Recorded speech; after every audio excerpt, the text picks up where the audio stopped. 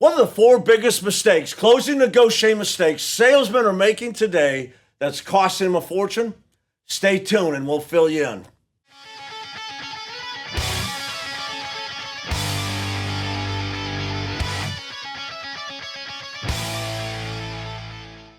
Hi guys, I'm Grace Lapoy and I'm here with David Lowe, the automotive sales coach. And today we're talking through the four biggest mistakes we make when we're negotiating, right? That's right. You did a lot of them and you taught me how to not do them, right? That's right. Yeah, so there are four common mistakes, and we're going to tell you what each one of these are so that you can avoid them. And by the way, identifying them is the first step to becoming better, isn't it, right? Yeah. I'm going to tell you something. I didn't know they were mistakes. I started selling cars when I was 20, and I didn't know what I was doing. I didn't get any training. And I just listened to what other people were doing, and I was selling cars, and I was making money, so I must be doing it right. Oh, my God. That cost me so much money not knowing what I didn't know. Right. And so in this episode, we want to go over these four mistakes. Now, listen, don't be upset if you're doing them, because most salesmen are. Until you're trained, how would you know, right? So don't be upset as we go through them. You might identify with some of those, and that's cool because that lets you know that's an area of opportunity you have to be even better than you are. Most salesmen are selling cars and making money regardless. Right. What we want to do is sell more cars in a way we can make more money that also creates an excited, loyal lifetime customer. And we can go home feeling good about what we did. Right. That means we need to stay away from the sleazy promises of the sales trainers. I'll teach you how to overcome every rejection and close every sale if you just send me money, right? It's not possible. You need to really learn what's happening, why is it happening, and what do you do in those situations. Yes, you got to have a word track. You got to practice your presentations. And master salesmanship is really more, not memorization, it's more about transformation, right? All right, so I want to walk you through these four. And so, Grace, you and I go to a lot of dealerships. We have a lot of meetings with dealers and sales managers.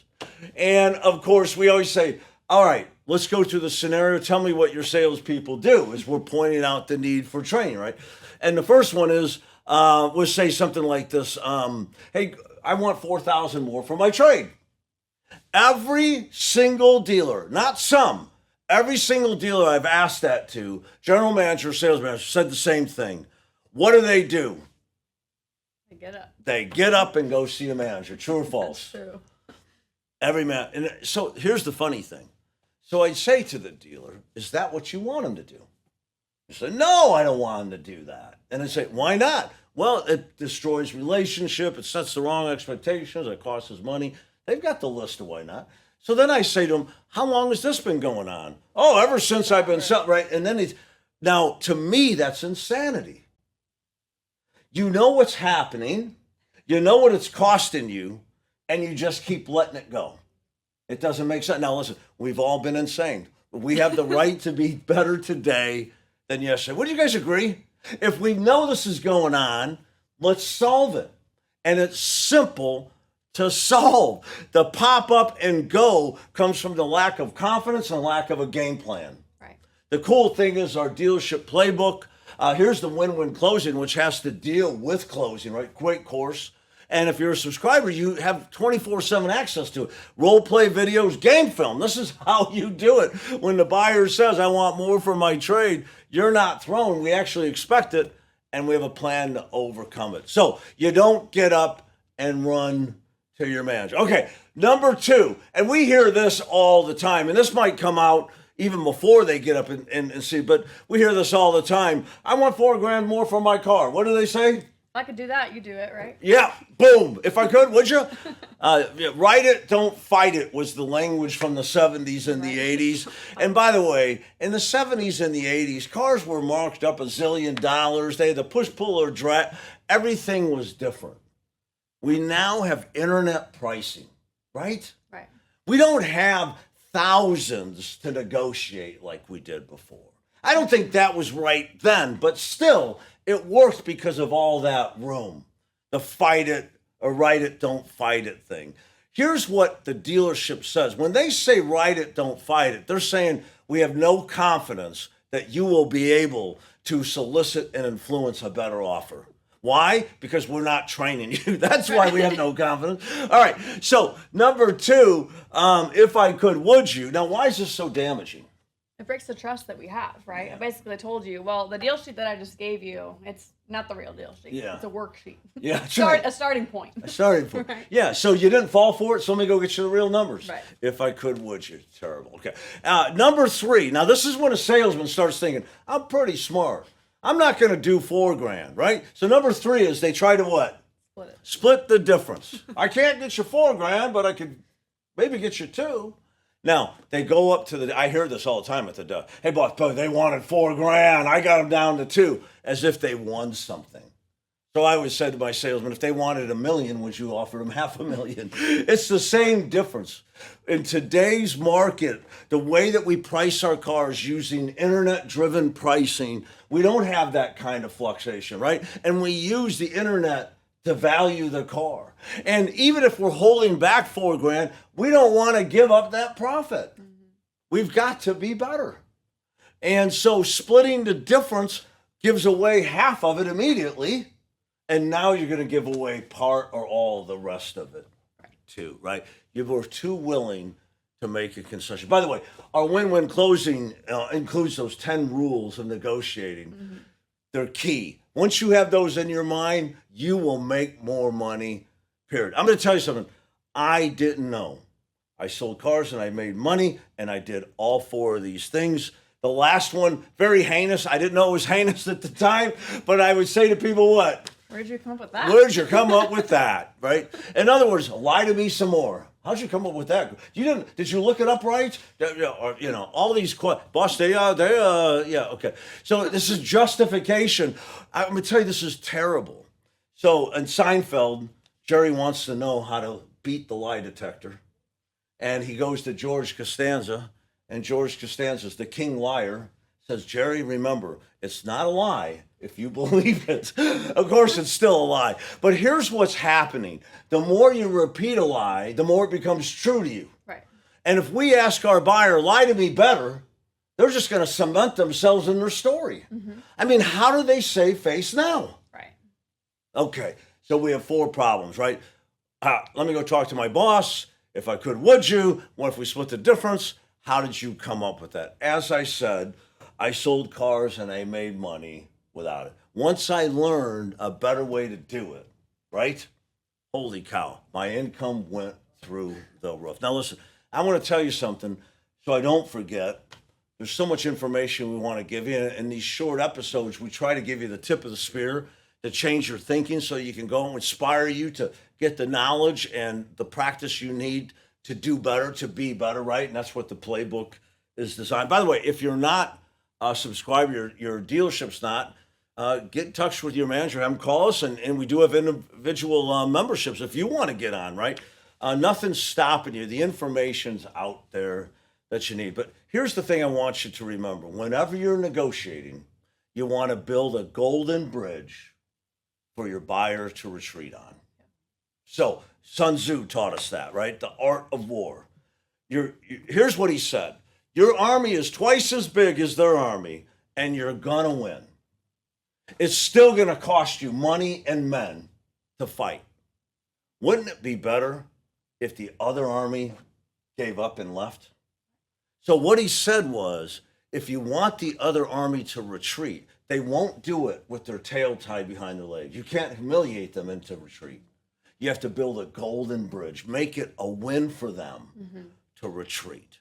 So everything we teach in here, we've removed all the high pressure and the negative reinforcement. Some of these guys are out there screaming at you to do. It's really horrible. I think it's meant for the lowest common denominator of bullying people. We want to be masters. We always said we've got a scalpel, not a sledgehammer. And so we want to find a way to overcome this fear of paying too much and not getting enough for the trade in this case, in a way that the buyer goes, that makes sense, I'll take it.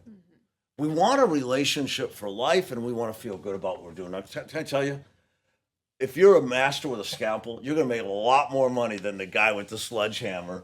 Not only do you feel better about yourself, you're going to, this ain't just about feeling better. You will sell more cars and make more money, and you will withstand the market variations that come. All right.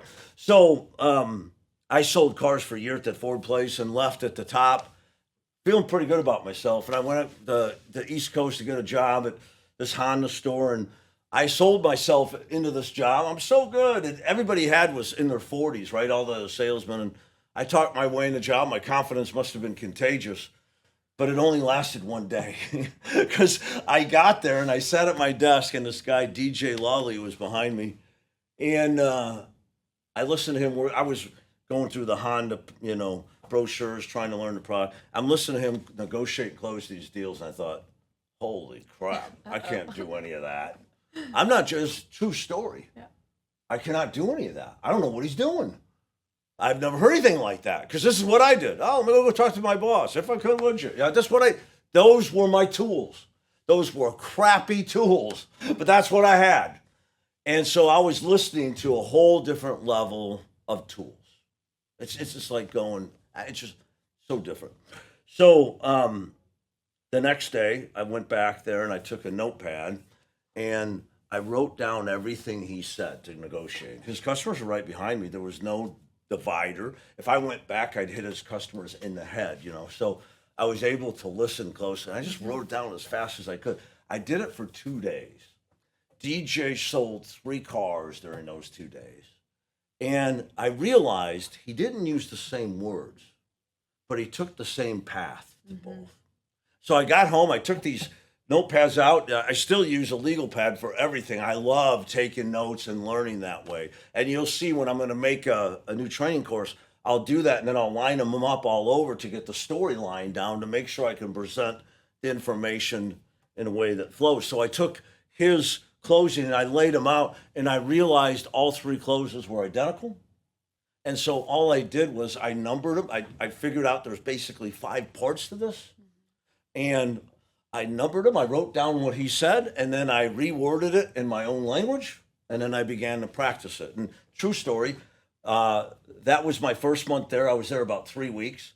My next month was my first full month. I outsold him for Salesman of the Month using his words, right? So here's what I'm trying to tell you. Here I am, 21, whatever, no formal training, and I'm outselling a master. How? I had a game plan, right?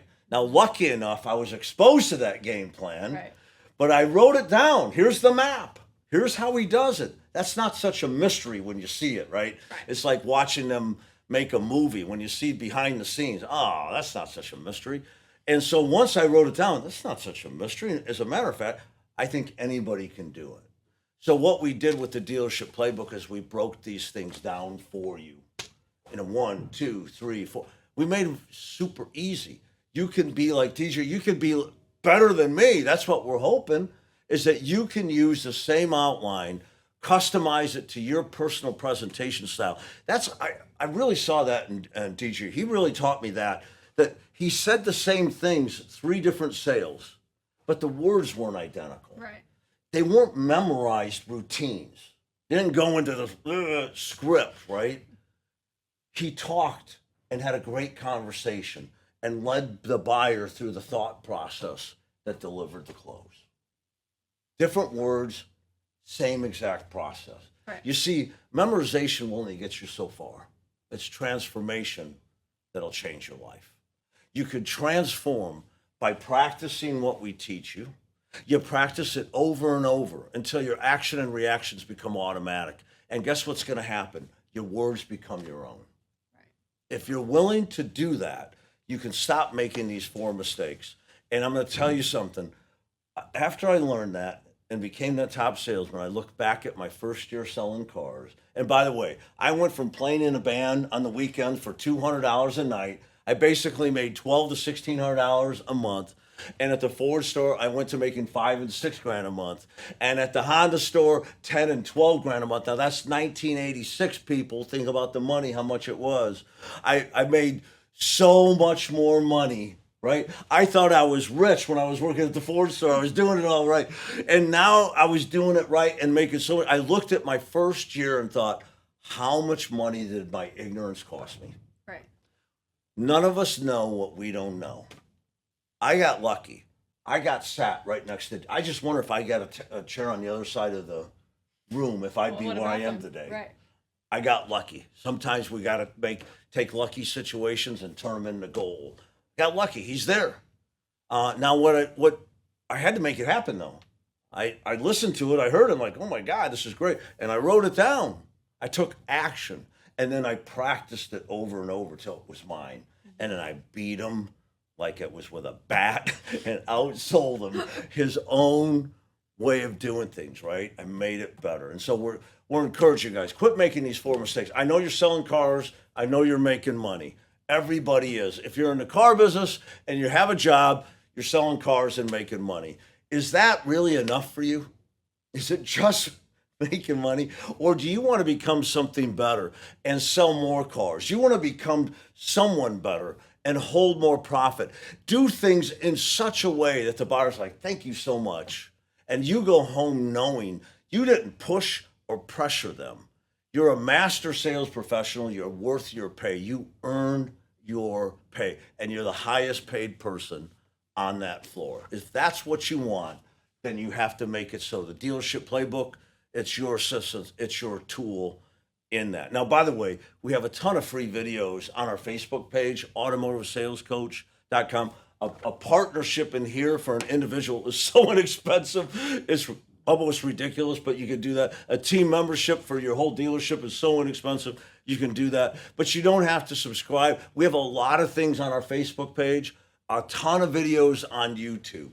Get out there, search for the information you need, and turn the information into skill through transformation. Transformation, I want it, and I'm going to do what it takes, time and energy to master it, right? All right. Thank you so much for joining us this episode. We really appreciate it. If you'd like to talk about something in particular, hit us up. You can hit us up through Facebook.